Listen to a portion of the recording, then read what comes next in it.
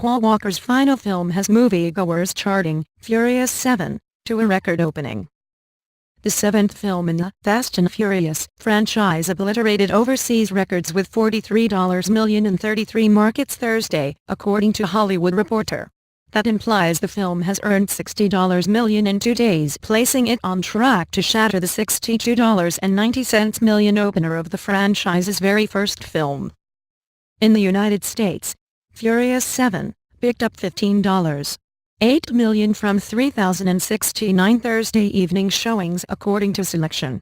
That's much more than double the $6.5 million earned by Speedy and Furious 6 on its opening night.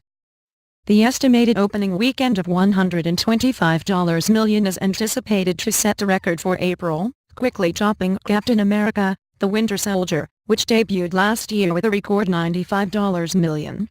The worldwide opening could rake in $300 million according to Hollywood Reporter. The film stars Dwayne Johnson, Vin Diesel and the late Walker. And Atco Peterson gives celebrity commentary for the Bay Location News Group. Adhere to her at twitter.com/@AtcoPeterson. Our editors found this article on this site using Google and regenerated it for our readers.